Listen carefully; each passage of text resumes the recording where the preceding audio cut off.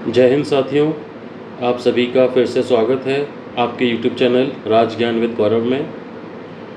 आज हम चर्चा करने वाले हैं कि IFMS 3.0 पर अगर कोई कर्मचारी आपका ट्रांसफ़र होकर कहीं जा रहा है या कोई आपके यहाँ पर आया है तो उसको जॉइनिंग और रिलीविंग, आज हम उस पर चर्चा करेंगे। तो बने रहिए मेरे साथ। शुरू करते हैं हम आज का वीडियो। सबसे पहले हम IFMS 3.0 के लिए SSO ID से DDO के SSO ID से लॉगिन कर लेंगे IFMS 3.0 पर। उसके बाद में इस तरह का आपके सामने पेज खुल के आ जाएगा। अब इसमें हम जाएंगे एम्प्लॉय मैनेजमेंट के अंदर। यहाँ आने के बाद में आप देखेंगे कि आपको यहाँ पर ये लिखा है एम्प्लॉय मैनेजमेंट, इसमें आपको क्लिक कर। अब ये देखिए आप यहाँ पर आपके लिखा आ रहा है एम्प्लॉय ट्रांसफ़र मैनेजमेंट।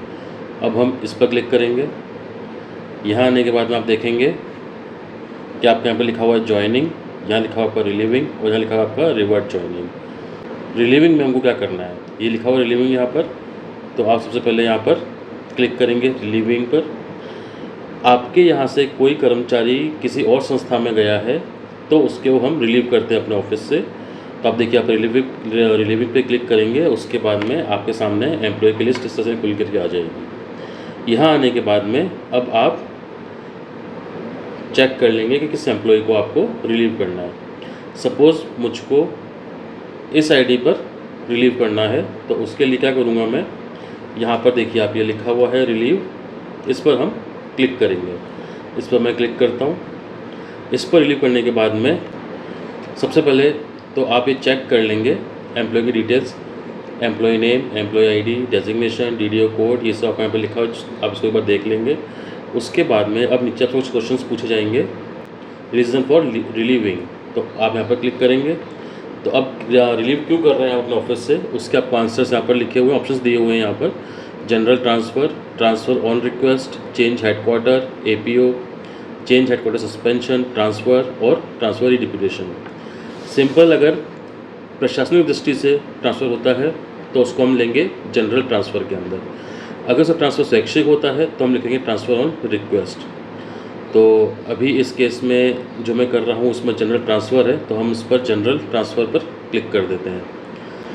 यहाँ पर डालेंगे हम transfer order number. Order number आपका यहाँ पर आएगा जो आपके ऑर्डर दिए हुए हैं, जो गवर्नमेंट, जो आपके डायरेक्ट ऑफिस से जो ऑर्डर नंबर आया होगा आपको वो डालना है इसमें। जैसे कि यहाँ पर जो ऑर्डर नंबर आया है वो मैं डालता हूँ इसके अंदर।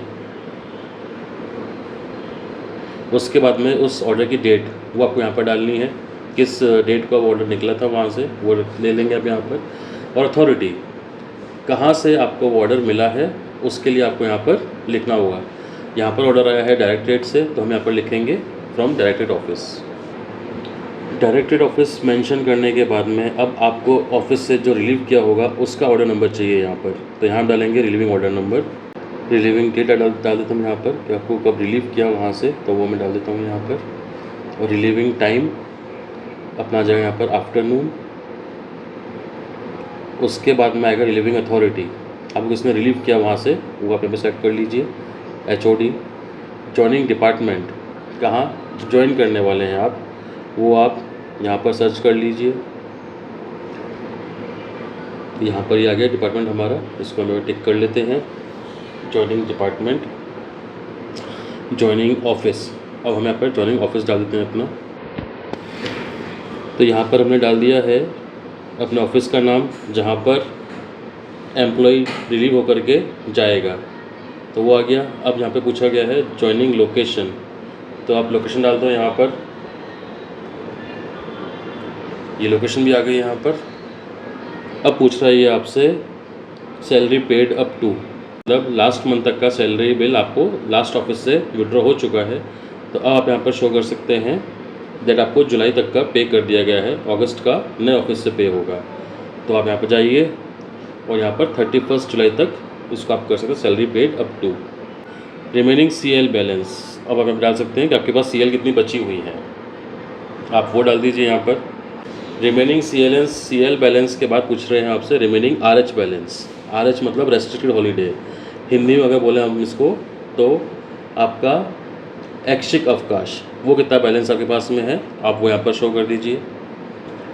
उसके बाद में आपसे पूछ रहे हैं view salary of financial year, details of recoveries, कुछ अगर हो तो उसको आप अपडेट कीजिए, अदरवाइज छोड़ दीजिए।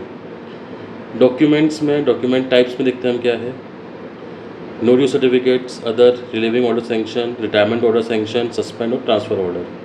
आप यहाँ पर आपका रिलीविंग ऑर्डर जो है उसको यहाँ पर आप अपलोड कर दीजिए, रिलीविंग ऑर्डर सैंक्शन। डिस्क्रिप्शन में आप डाल सकते हैं रिलीविंग ऑर्डर।